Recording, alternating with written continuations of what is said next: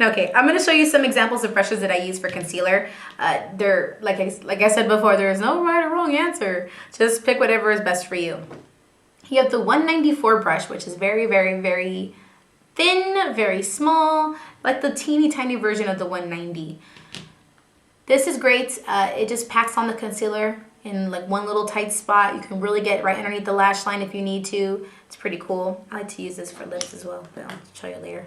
Show you? I'm gonna show you. Look it. This is the 213 brush. It's an eyeshadow brush. This is also great for concealer. Packs it on as well, so if you use thicker concealers, go ahead and use it with this brush.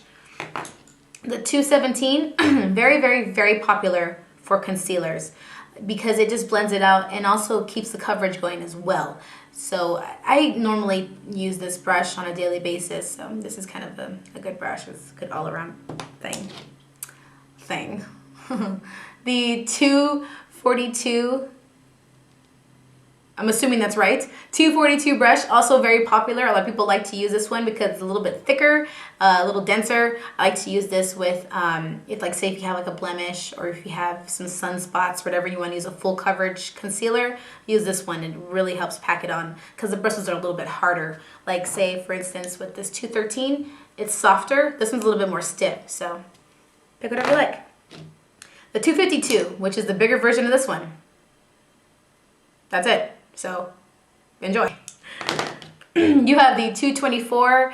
This is great because if you're using like what's it, moisture cover concealer, which I'm not sure will be around much longer, but any lightweight concealers, this is very, very pretty to use because it really just like buffs it out and makes it really, really natural looking. I love it.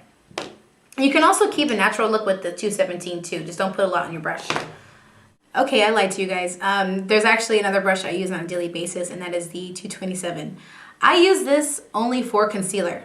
I don't think I've ever used this for anything else. Oh, you know what? I think I've used it for eyeshadow once, but I've learned that I loved it as a concealer brush because it really just helps pat it on and like smooth it out.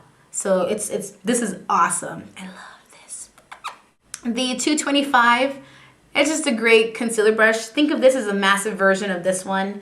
So it's just kind of a bigger one. You can tell how much I like this one. I'm like, nah, well, you know. It's bigger. It gives the same effect, kind of, as the 224 brush, the one I just showed you, but just more of it. So depends on what you like. When all of my brushes are dirty and I cannot get a chance to clean them, I go for this one because it smooths everything out perfectly. I love it. It kind of ends up giving the same effect as the 217. So if you have this brush and you can't afford the 217, I thought I said it wrong, 217, just grab this one and just kind of go whoop, whoop, whoop, and it's pretty easy. And then the 190. I like this because it's almost like the eraser brush. You can, if you have like fallout from your eyeshadows, you can just take this with a little bit of concealer and it just erases it all. Or even not even using concealer, this is a great brush in general. I love this one too.